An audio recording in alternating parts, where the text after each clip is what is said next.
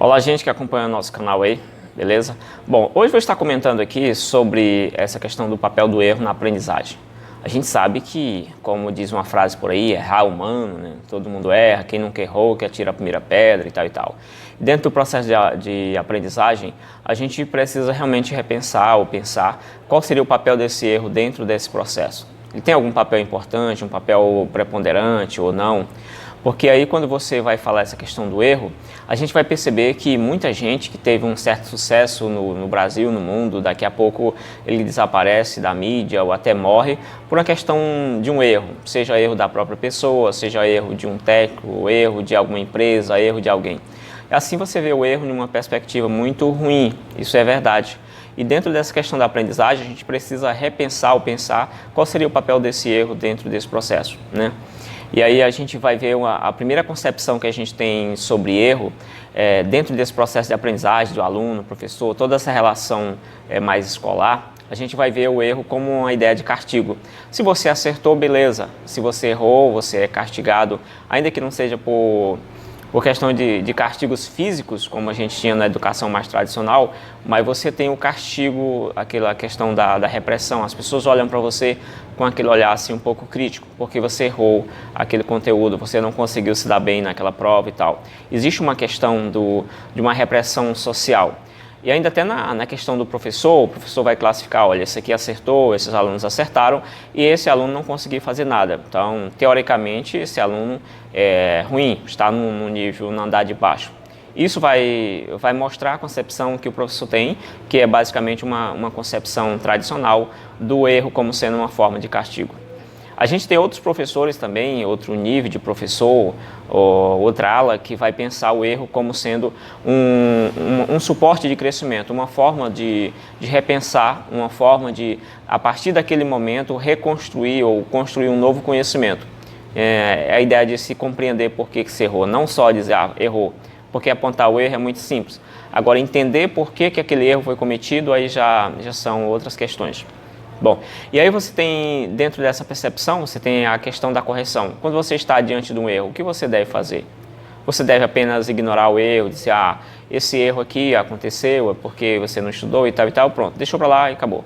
É a ideia de ignorar o erro. Outra ideia que você tem seria a ideia de avaliar o erro, tentar entender as razões que o erro aconteceu, por que aconteceu e tal.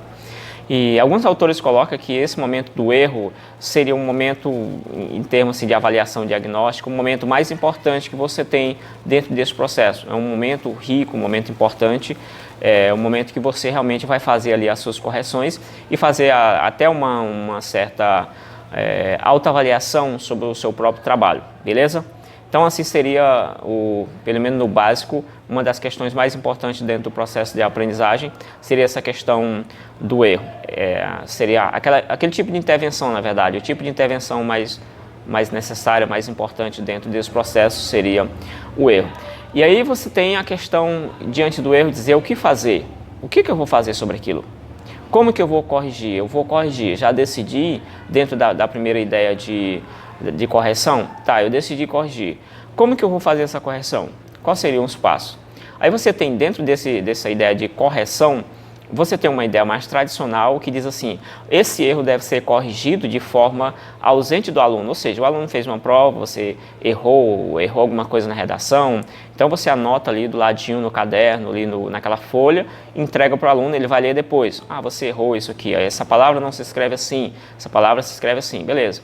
Essa é mais a visão, digamos, tradicional. Existe a outra visão, que seria uma visão um pouco mais assim, aceitável e interessante nesse ponto de vista, que seria a informativa. A informativa vai dizer o que você deve fazer essa correção sim, e que você deve fazer essa correção não distante do aluno, como propõe a outra percepção que eu falei anteriormente.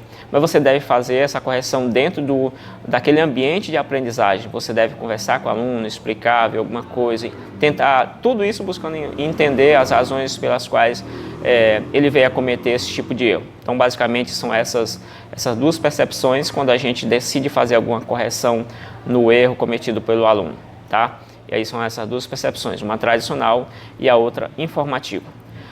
A gente sabe que essa avaliação, essa correção de erro, na verdade, ela é muito complexa, e por ser complexa, ela deve ser feita com muita cautela, deve-se ter muita cautela para que você não emita juízo de valor, para que você não venha rotular alunos de certa forma que você venha criar uma certa discriminação, uma rotulação necessariamente, e que o aluno consiga absorver aquilo e leve aquilo pelo resto da vida, mas você tem que ter um certo tipo de cautela. Primeiro porque corrigir os outros não é fácil, não é uma tarefa fácil, e a gente precisa ter essa cautela na hora que vai fazer esse tipo de coisa. Então, basicamente, o professor precisa ter instrumentos qualitativos ali, aceitáveis para que ele consiga fazer essa avaliação. Bom, tem a outra questão que o erro ele não deve ser apontado. O que o erro não deve ser apontado? Porque realmente é o que eu acabei de falar. A gente gosta muito de apontar o erro, mas se pergunta por que fulano errou daquela forma, a gente às vezes não sabe, não compreendeu. Assim, o erro não deve ser apontado, né? É uma ideia de Graça Aranha, né? É um autor aí. O erro não deve ser apontado, pelo contrário, ele deve ser entendido, compreendido, saber quais são aí as suas razões, por que o aluno está errando essa questão.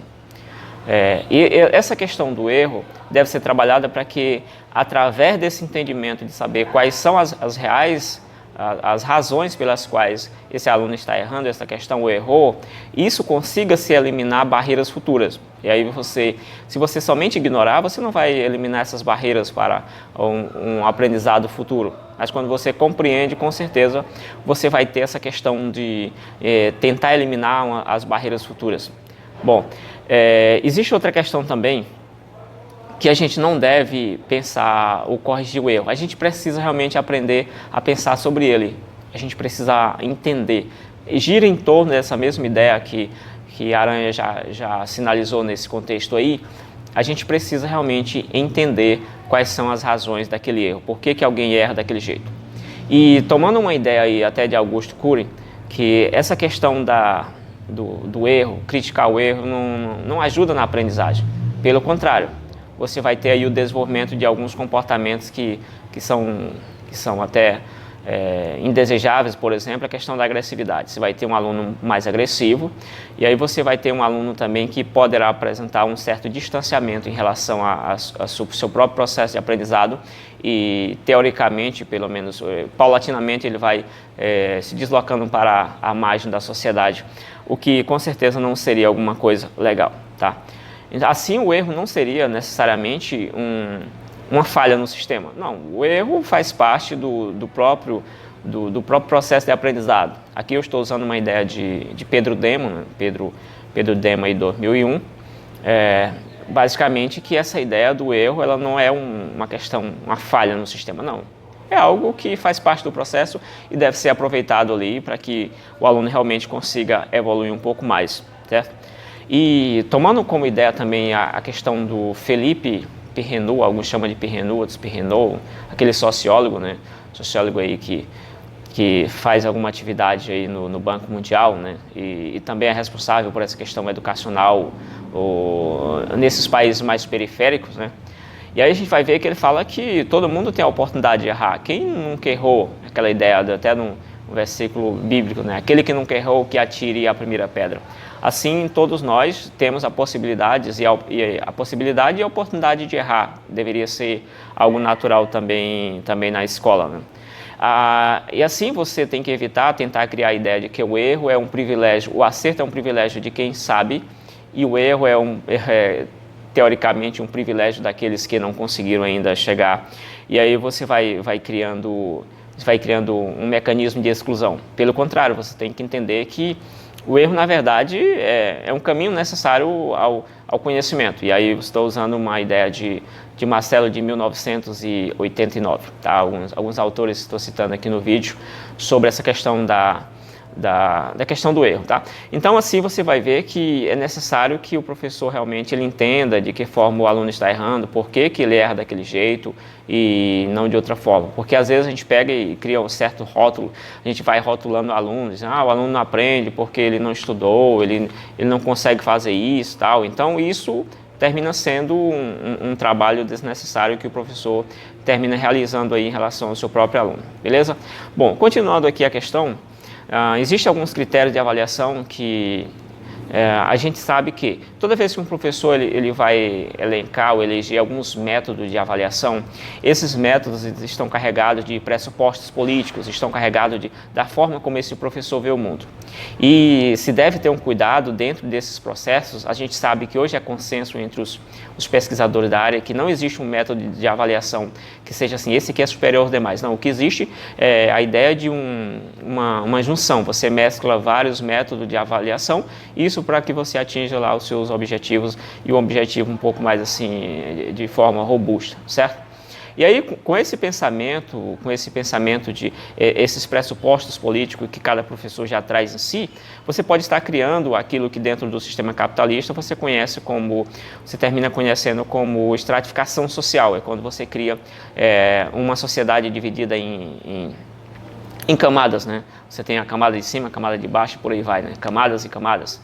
E o que era uma percepção até um pouquinho antes aí do século XX, do século XX para trás, você tem a sociedade baseada nessa ideia de camada. Depois a sociedade foi se tornando mais complexa, até chegar nesse modelo mais de sociedade de rede, que você usa aí outros autores para essa afirmação, beleza? E aí você tem que ter esse cuidado de que você não venha classificar os alunos, os piores, os melhores dentro desse processo aí. É isso que realmente reza o beabá do estudo sobre a avaliação e sobre o papel do erro dentro da aprendizagem, beleza? E aí, esse processo, como eu já comentei, esse processo de identificar o erro, é um momento que realmente seria a maior riqueza que você tem dentro do processo de ensino-aprendizado, porque você tem a oportunidade de levar esse aluno por outros caminhos, ou então de chegar àquele objetivo por outros caminhos. E isso é importante, você pensar algum tipo de problema por outras perspectivas, beleza? O papel do educador dentro dessa ideia do erro seria basicamente, ele deveria se portar com paciência e também com afeto, porque se você não tem paciência, você emite juízos concernentes a situações que você não sabe a realidade daquilo, você não sabe o porquê que aquilo acontece daquela forma. E a questão da afetividade, porque até uma ideia relacionada a Augusto Cury fala que o professor deve ensinar com essa afetividade, né, por trás do aluno, não olhando necessariamente que ali existe um aluno ruim, um aluno bom, mas que existe um ser humano que é capaz de errar e que às vezes, né, é necessário o erro para que exista uma certa aprendizagem ali. Beleza? Em relação à avaliação, você sabe que a avaliação antigamente, e fala antigamente naquilo que se deseja, né? Hoje a literatura fala muito contra isso, mas na prática a gente ainda vê muito esse tipo de avaliação, às vezes até de forma predominante em nossas escolas. Seria a ideia aquela avaliação que seria ameaçadora, e aí autoritária, toda. Você errou, aí você é criticado pelo erro que você cometeu. Então esse é um comportamento que se deve evitar relacionado à questão da avaliação dentro dessa ideia o papel do erro dentro da aprendizagem, né? Beleza? Bom, em relação aos passos da avaliação, você sabe que quando você faz uma avaliação, você objetiva alguns passos, você realmente segue alguns passos, ou então tem alguns objetivos em mente. Por exemplo, você tem a questão da constatação da realidade. Você deve constatar como é que está a realidade daquele momento. Aí, a partir daí, você começa a tecer alguma coisa, ou dizer, eu vou realmente traçar esse objetivo para chegar em tal lugar assim, e eu vou usar esses métodos porque esta é a realidade. Sem saber a realidade, realmente fica difícil você fazer alguma coisa. Outra questão através da avaliação, você tem a possibilidade de pegar a realidade e comparar com aquilo que você deseja. Ou seja, está distante, está bem próximo. A avaliação permite você chegar a essa conclusão. Outro requisito, outro passo importante que você tem dentro da avaliação seria que você primeiro analisa o ambiente, qual é a realidade, ou seja, o que se apresenta, qual é real disso aqui. Depois você diz, eu quero chegar em local X, e você faz análise, qual a distância que eu estou desse local que eu quero ir ou que eu quero levar esses alunos.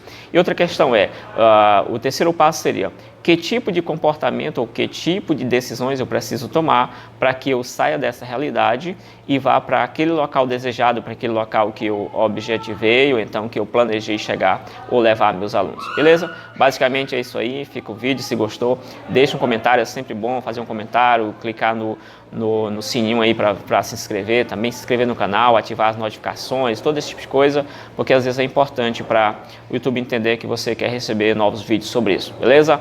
Se quiser passar aí, compartilha com seus amigos, será bem-vindo e de certa forma você vai estar ajudando o canal. Até o próximo vídeo, valeu, fui!